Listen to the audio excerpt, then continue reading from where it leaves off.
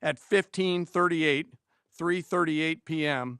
on Friday, February 27th, the United States Central Command, through the Secretary of War, received the final go order from President Trump.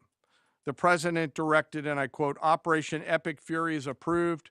No aborts. Good luck," close quote. In the region, every element of the joint force made their final preparations. Air defense batteries readied themselves, checking their systems to respond to Iranian attacks. Pilots and crews rehearsed their strike packages for the final time. Air crews began loading their final weapons, and two carrier strike groups began to move towards their launching points. Across the globe, our operations centers came alive in Tampa, Florida, here at the Pentagon, and of course forward in the Central Command AOR.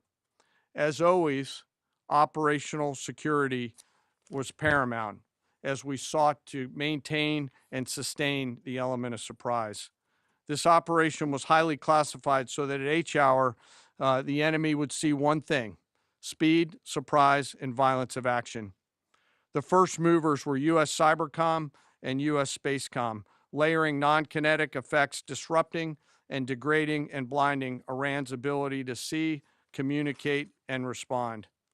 At H hour, the beginning of major combat operations, 01:15 local Eastern Daylight Time, 9:45 local AM Tehran time, as dawn crept up across the Central Command AOR, the skies surged to life. More than 100 aircraft launched from land, sea, fighters, tankers, airborne early warning, electronic attack, bombers from the States, and unmanned platforms, forming a single synchronized wave. This was a daylight strike based on a trigger event conducted by the Israeli Defense Forces, enabled by the U.S. intelligence community. The first shooters at sea were Tomahawks unleashed by the United States Navy, closed in on Iranian naval forces, and began to conduct strikes across the southern flank in Iran. On the ground, forces fired precision standoff weapons, measured, deliberate, precise, and lethal.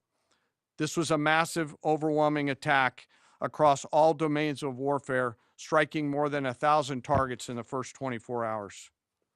We are now roughly 57 hours into the operation. In the initial phase, CENTCOM's focus was systematic targeting of Iranians' command and control infrastructure, naval forces, ballistic missile sites, and intelligence infrastructure designed to daze and confuse them. Coordinated space and cyber operations effectively disrupted communications and sensor networks across the area of responsibility, leaving the adversary without the ability to see, coordinate, or respond effectively. The combined impact of these strikes, swift, precise, and overwhelming, has resulted in the establishment of local air superiority. This air superiority will not only enhance the protection of our forces, but also allow them to continue the work over Iran.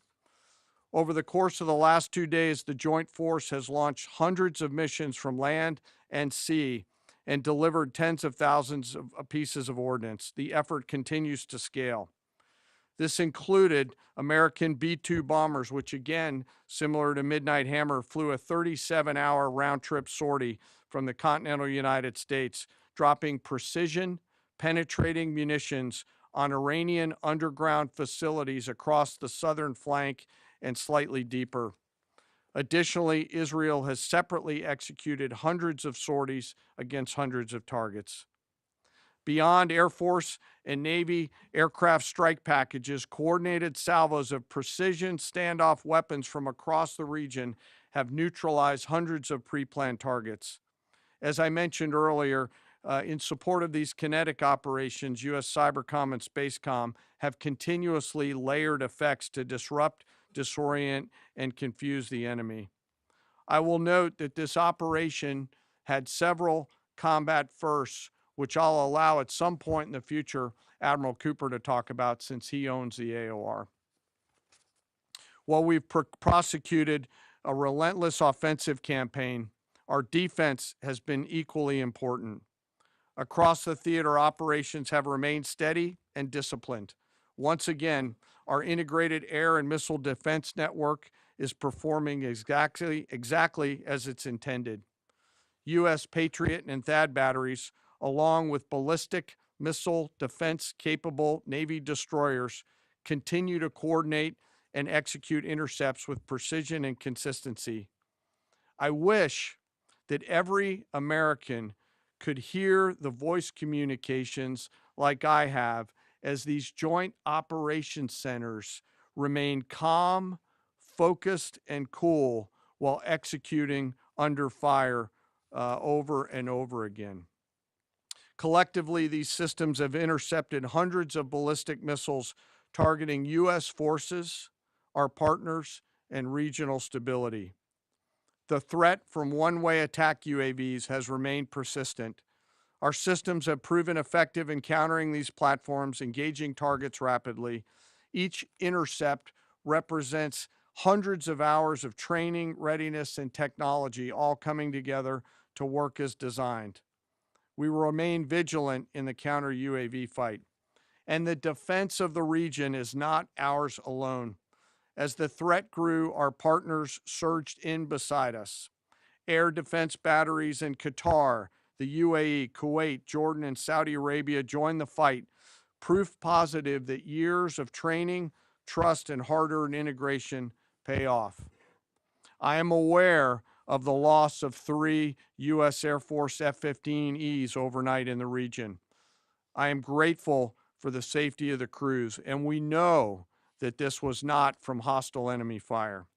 As this matter's under investigation, I'll not comment further on this. Let me close. Operations will remain active across the theater and across the globe.